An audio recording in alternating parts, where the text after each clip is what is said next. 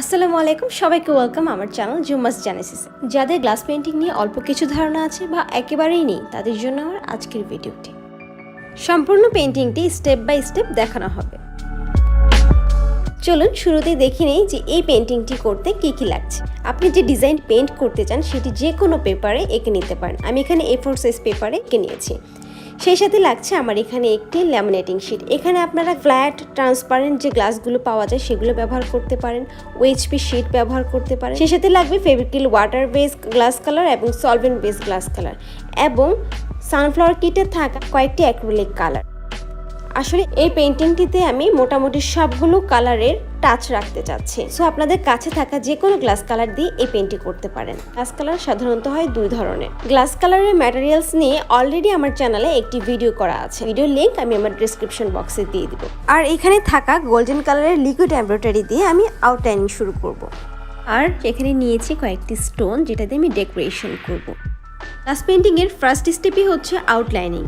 এখানে কাগজে নিজের আঁকা কোনো ছবি, ক্যালেন্ডারে কোনো ছবি বা ম্যাগাজিন বুক থেকে কোনো ডিজাইন আমরা নিয়ে সেটাকে ট্রেস করে আউটলাইনিং করে ফেলতে পারি। এমনকি চাইলে ফ্রি হ্যান্ডেও আঁকতে পারি, সেটা টিউটোরিয়ালও আমার চ্যানেলে পেয়ে যাবেন। এখানে 1/2 ইঞ্চির একটি মাস্কিং টেপের সাহায্যে আমি 4টি কর্নার সিকিউর করে নিচ্ছি। এতে করে আমার ল্যামিনেটিং শিট বা পেপারটি সরে আসবে না। এবার ল্যামিনেটিং শিটের ওপরে 3D আউটলাইনার দিয়ে আউটলাইনিং করে নেব। অন স্ক্রিনে আউটলাইনিং করা এবং সেই সাথে ভিডিও শ্যুট করাটা কিছুটা মুশকিল, তাই আমি অফ স্ক্রিনে পুরো আউটলাইনিংটি করে তারপর হাজির হচ্ছি। এখানে আমার আউটলাইনিং পার্ট শেষ হয়ে গিয়েছে এবং অলরেডি এটি শুকিয়ে গিয়েছে। কমপক্ষে 30 থেকে 40 মিনিট সময় দিতে হবে এটিকে ভালোভাবে শুকানোর জন্য।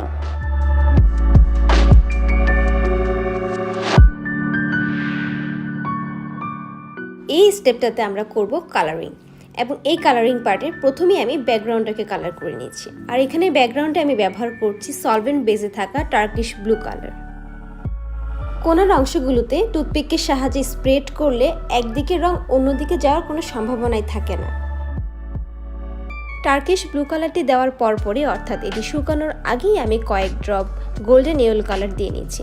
এটি দেওয়ার একটাই কারণ, সেটা হচ্ছে এখানে যেহেতু আমি দুইটা কালারের কম্বিনেশন করছি, সো এখানে একটা টাই-ডাই ইফেক্ট আসবে। ওপাশেও আমি টার্কিশ ব্লু এর সাথে পিঙ্ক কালার কয়েক ড্রপ দিয়ে নিচ্ছি। আপনারা দেখতে পাচ্ছেন আমার আউটলাইনিংয়ের বাইরে যখন কালার পড়ে যায় আমি কিন্তু সাথে সাথে টিস্যু দিয়ে সেটি মুছে নিই।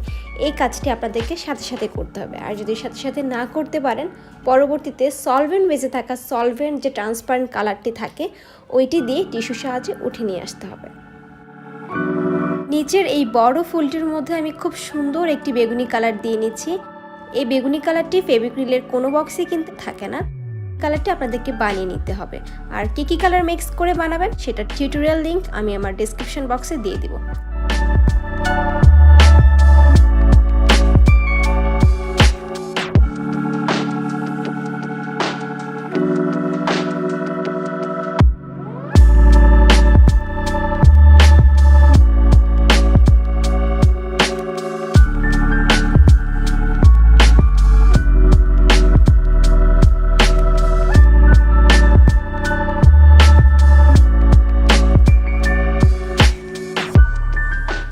ফেব্রিক, গ্লাস, OHP শিট যে কোনো কিছুতে আমি যখন স্টোন বা কুন্দন বসাই তখন অবশ্যই ফেব্রিক গ্লু ব্যবহার করবেন।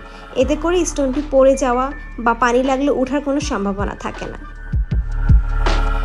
এটার বডিতে অর্থাৎ মাথা ও গলার অংশে আমি কিছু গ্লিটার ছিটিয়ে দিচ্ছি। এরপর যখন আমি গ্লাস কালার সেট করব তখন এই গ্লিটারগুলো একেবারেই সেট হয়ে থাকবে।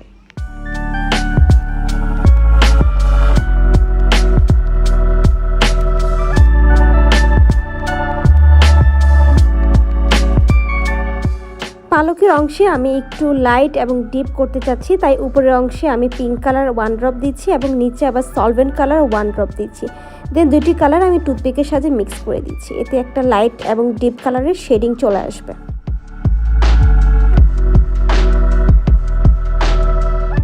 পেইন্টিং করার সময় আউটলাইনিংয়ের বাইরে কয়েক ড্রপ কালার এরকম চলে আসতে পারে, যেমনটি আমার এখানে চলে এসেছে, এবং এটি শুকিয়েও যেতে পারে। তখন যে সলভেন্ট কালারটি থাকে ট্রান্সপারেন্ট, সেটি দিয়ে তারপর মুছে নিলেই হয়ে গেল। গ্লাস কালারগুলো যেহেতু মাত্রই দেওয়া হয়েছে, তাই এখানে কোনো রঙে ভালোভাবে শুকোয়নি, একেবারেই ভেজা আছে। তাই আমি চাইলেও এর উপরে কোনো ডিজাইন বা কোনো আউটলাইনিং করতে পারবো না। এই জন্য আমাকে ওয়েট করতে হবে পরবর্তী ধাপের জন্য। 2 থেকে 3 ঘন্টা পর এই পেন্টিংটিকে ভালোভাবে শুকিয়ে আমি এই লাস্ট স্টেপের কাজ করব। এই স্টেপের কাজ হচ্ছে ফেব্রিক গ্লু দিয়ে সেই সাথে কয়েকটি স্টোন এবং কুন্দন সেট করব এবং কিছু কিছু আউটলাইনিং যেমন চোখ, ফুলের যে রেনু, এই কাজগুলো আমাকে গ্লিটার আউটলাইনিং দিয়ে করতে হবে। ভালোভাবে শুকানোর পর আউটলাইনিং এবং গ্লুয়ের সাহায্যে স্টোন বা কুন্দনগুলো বসাতে হবে। এতে করে আমার পেন্টিংটাকে খুব বেশি গর্জিয়াস মনে হবে আর অনেক বেশি অ্যাট্রাকটিভ লাগবে। এটির ঠোঁটের অংশে খুব সামান্য পরিমাণে pink, like 1 drop of pink এবং সাথে হোয়াইট কালার দিয়ে মিক্স করেছি।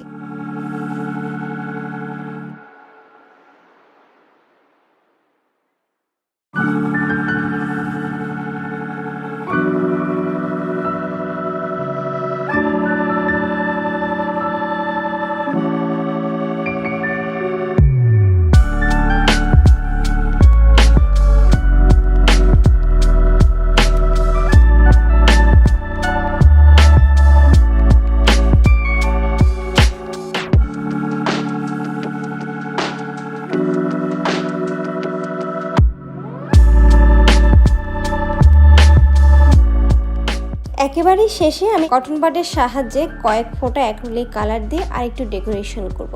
এখানে আমি অ্যাক্রিলিকের মধ্যে ব্যবহার করছি ব্লু এবং পিঙ্ক কালার, সেই সাথে এখানে একটি আমি পার্পল কালার ব্যবহার করছি। অ্যাক্রিলিক পার্পল কালার কিভাবে তৈরি করবেন সেটার ভিডিও আমার চ্যানেলে রয়েছে।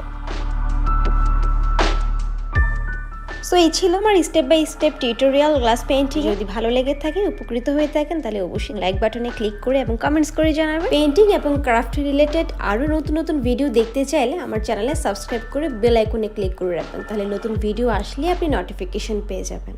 সবার জন্য ভালোবাসা ও শুভকামনা। আল্লাহ হাফেজ।